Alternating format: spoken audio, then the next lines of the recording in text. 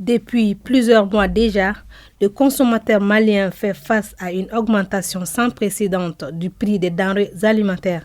C'est conscient de cette situation que le gouvernement de la transition a anticipé sur ces menaces à travers l'adoption et le renforcement des mesures d'atténuation de la hausse du prix des produits de première nécessité. Ces efforts se sont traduits par l'octroi de subventions directes à la consommation ou à la production, voire à l'abandon des droits et des taxes. Et ceci a concerné ces subventions des importations comme le sucre, l'huile alimentaire, la viande bovine, le lait, le blé, le gaz, butane, la graine de coton. Pour ce qui concerne les mesures d'ordre social, le ministre Mahmoud Mohamed a indiqué que l'État a également consenti des efforts visant à soutenir le pouvoir d'achat des populations et partant abréger leurs souffrances.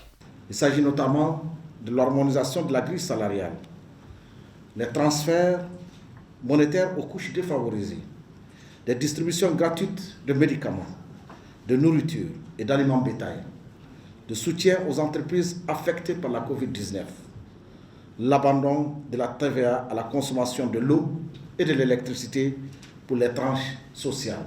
C'est le cas par exemple de ce que vous avez vu la fois dernière, le prix du pain, avec l'ensemble des acteurs comme les meuniers, les boulangers, les détaillants et les consommateurs.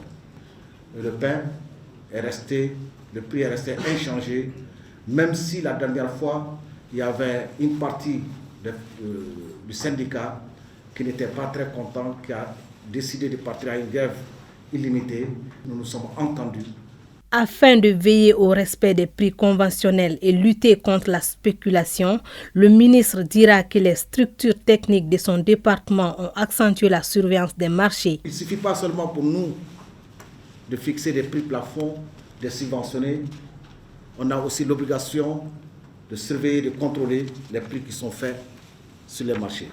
Ces opérations ont permis de recouvrer plusieurs dizaines de millions de francs CFA au titre d'amendes transactionnelles entièrement versées au Trésor public.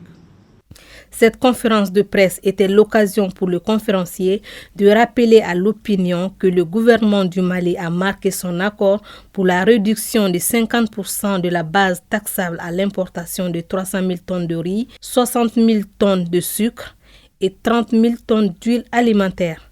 Cette opération coûtera, selon le ministre, 18 milliards de francs CFA.